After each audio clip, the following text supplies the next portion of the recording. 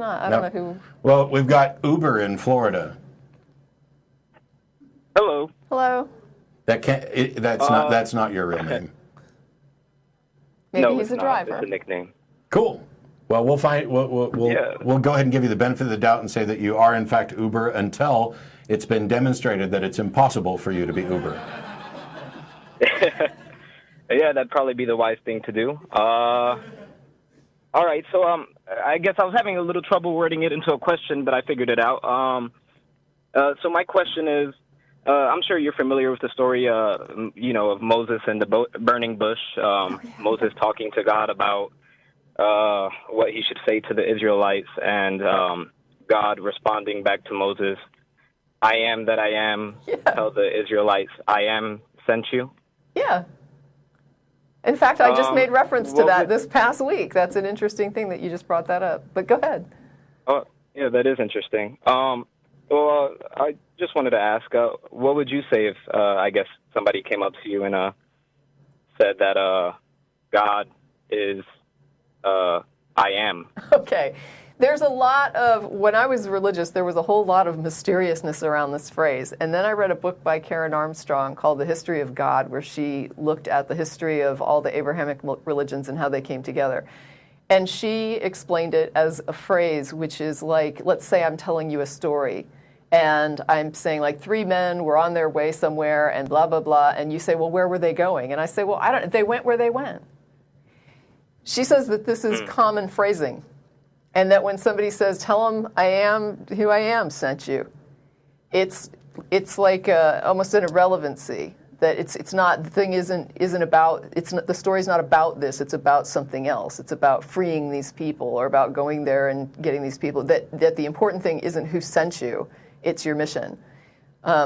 Now, whether or not that's correct, I don't know. But it was certainly an interesting way of looking at it that I hadn't heard or considered before, even though I was very familiar with the phrasing of they went where they went, or I don't know what they had for dinner, they ate what they ate, And yeah, I definitely am familiar with that kind of a phrase or a statement, and she's saying that it's like a common folkloric commentary in the Abrahamic religious tradition. I have no idea, I didn't... But even if it's incorrect... that statement tells me nothing. No, it really doesn't have a lot of info. Like I was gonna interject afterwards, I guess, and say I'm not using the Bible as proof or anything. It was just the story kind of it was a story I learned when I was younger. Yeah. I thought about it for a while. I had a different interpretation of it, but that's the Bible, Well, I can tell you what they taught me when I was in Sunday school, which was that the idea of I am was supposed to have represented the context of eternal existence. Yeah, the one and only eternal blah, blah, blah, blah.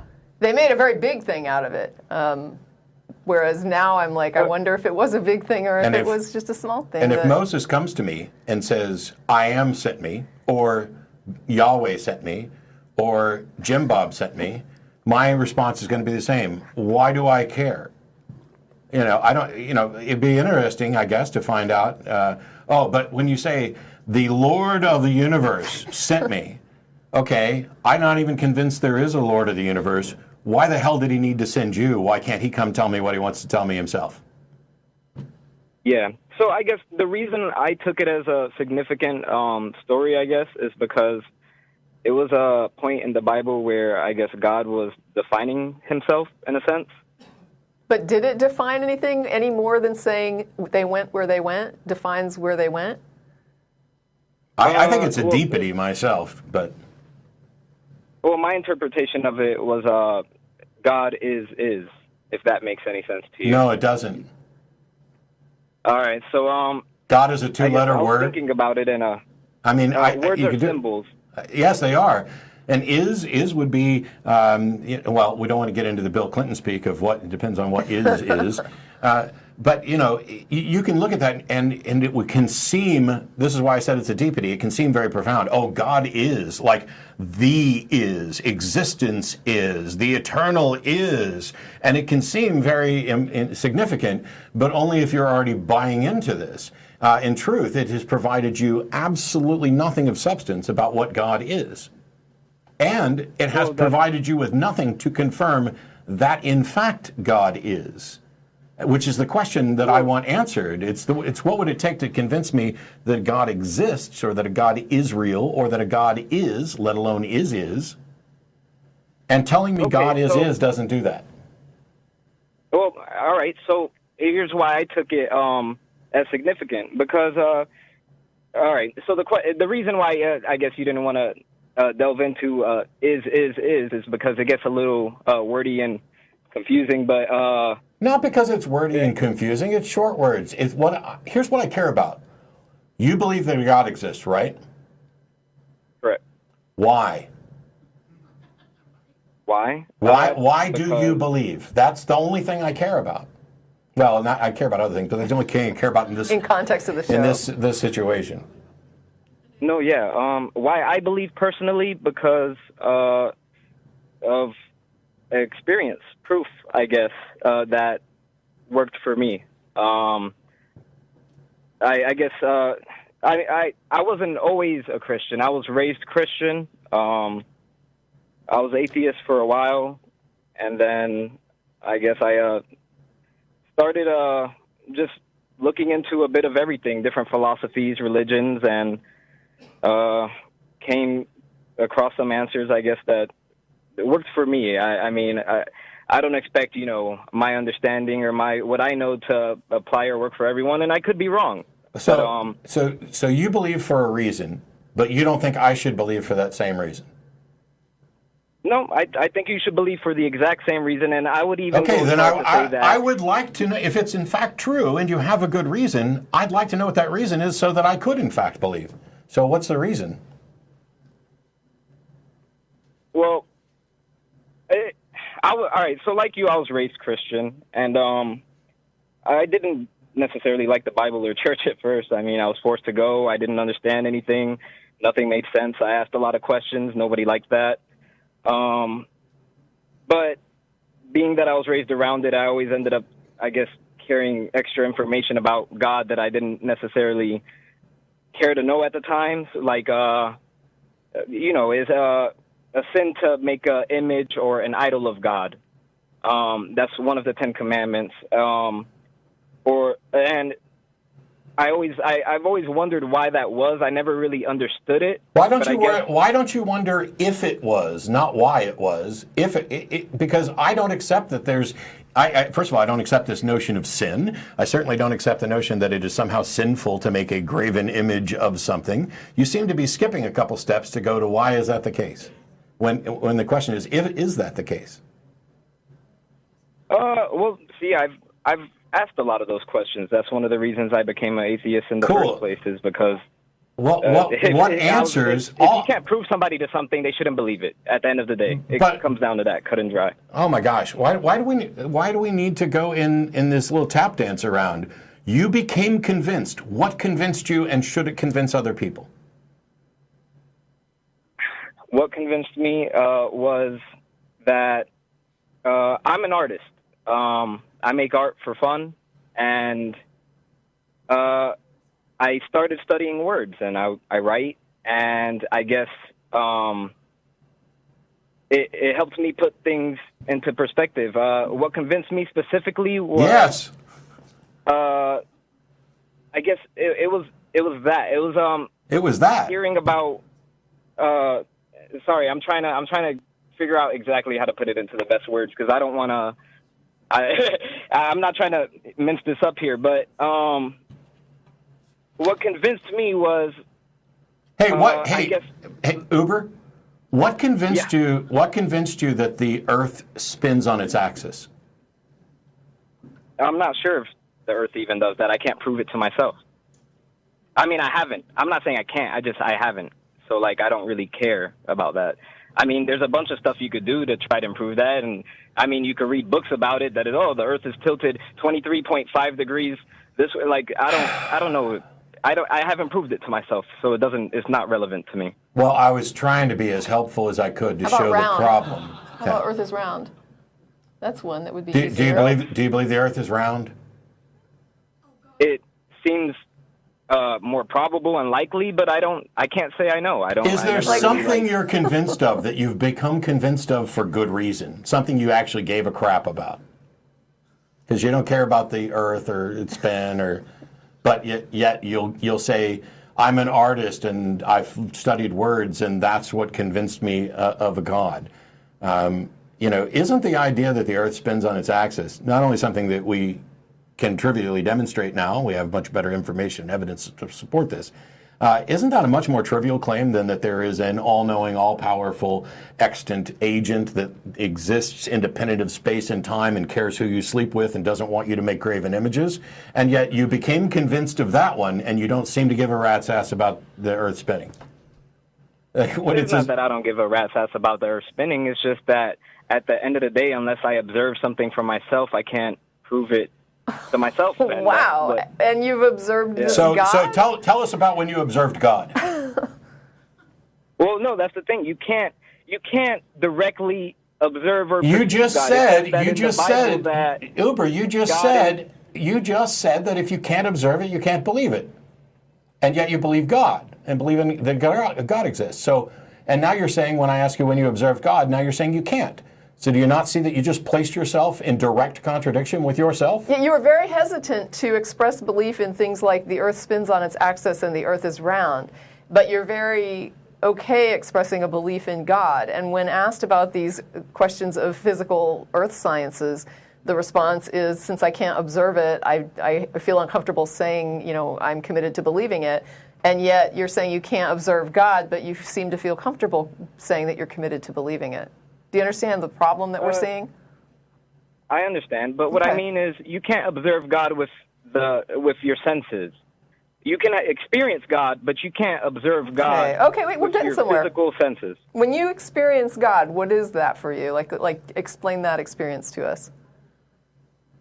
All right. One of the times I guess I had the experience, this probably won't be too shocking. I tried shrooms.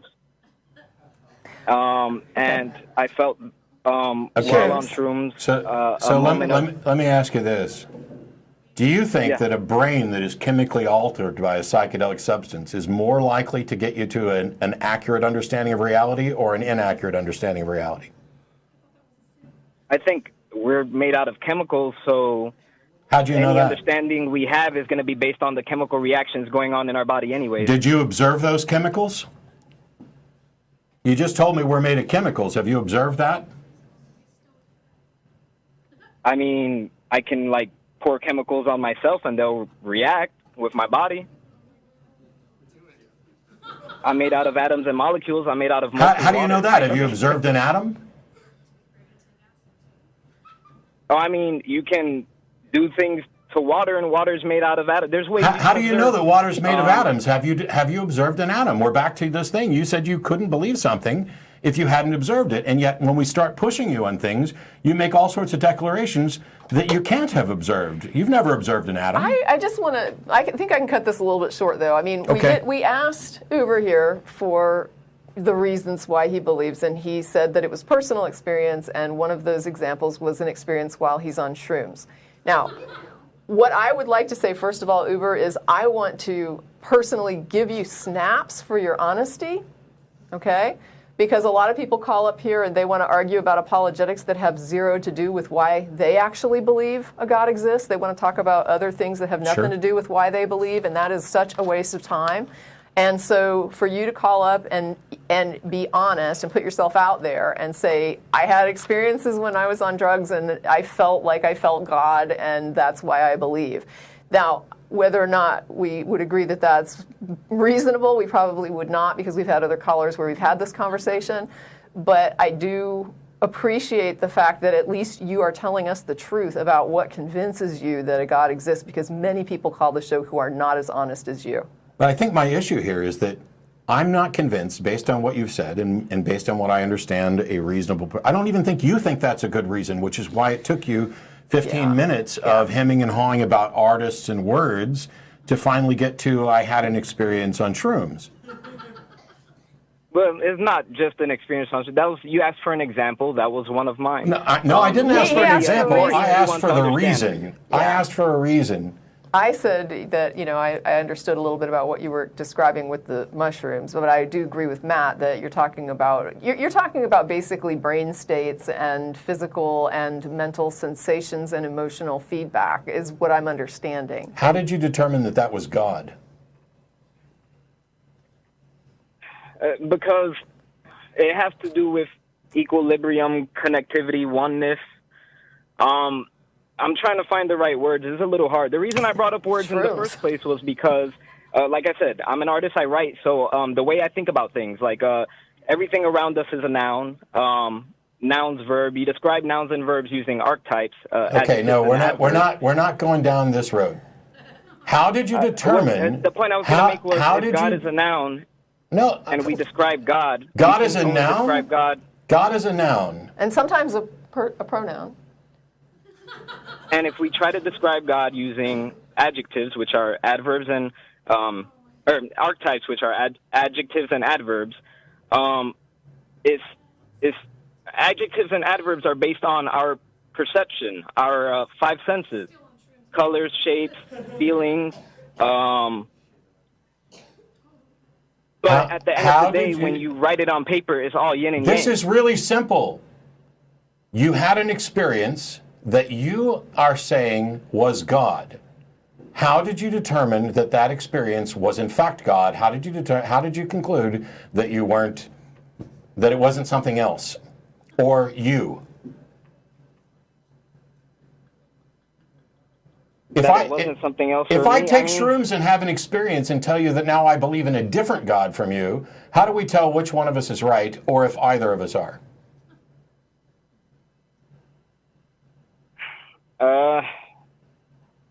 I don't know. You're breaking my brain at this point.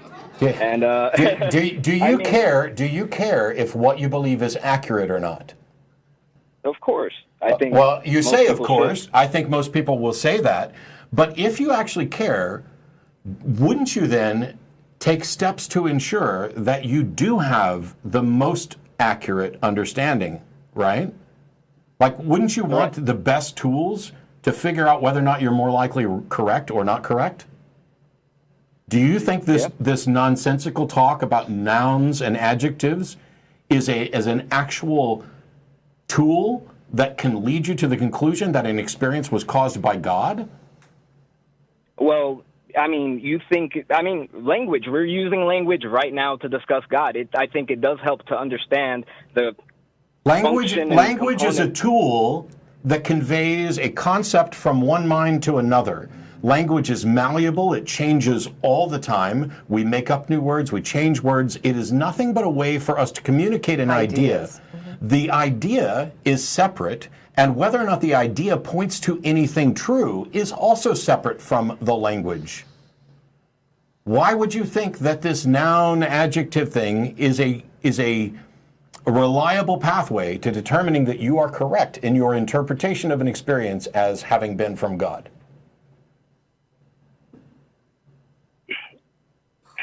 What I'm saying is it helped me, it helped me comprehend or understand things better. I'm not saying that you have to understand. You know what helped me comprehend and understand things better? An understanding of skepticism and critical thinking and logic and science.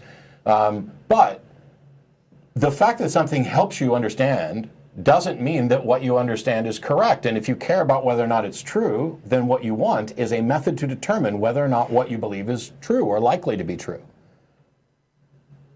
So what you're saying is you care whether or not things are true or untrue, correct? Yes. Correct.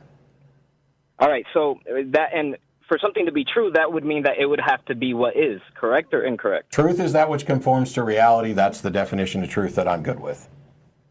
All right, so true. It conforms with reality, so it conforms with what is. Yeah. Therefore, is God.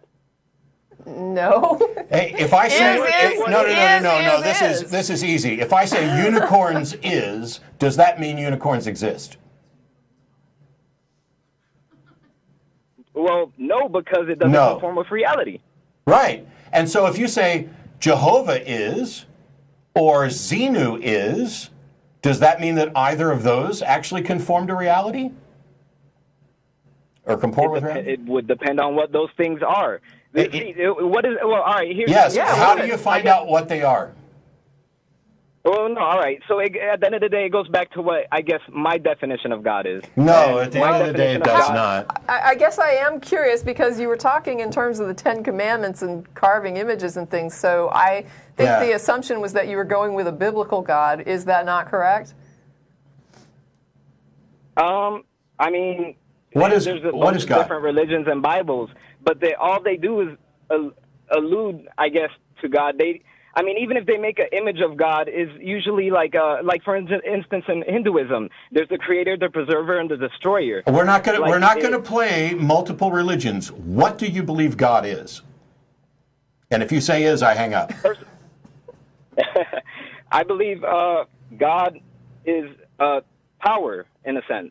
I don't believe somebody would worship God if God had nothing to do with power. If I have God a power didn't have company. anything to Does do with that power? It wouldn't make sense to people. you haven't given a sufficient Yeah. definition or description of God. God is a power. This is a little bit like a guy who called when I was on last time and said timelessness was an attribute. And I was like, no, that's not an attribute because if I have something in this hand that's timeless and something in this hand that's not, how do we know? Like, which one can we identify as timeless? Apart from God is a power, which doesn't tell me a thing, what is God? Logic. God Right. is. Okay, we're moving on. I Yeah, thanks appreciate for the your call. call. Thanks so much. God is love. God is an ephemeral feeling. God is the universe. this. God is God is- everything. yeah. God is not. You don't have a concrete. You are so fond of playing with words that now you're playing with the God word and Because wasting I my can time. pretty much guarantee you that logic and power didn't tell you not to carve an image. Right? It's like, that's not the claim. Logic and power. All right.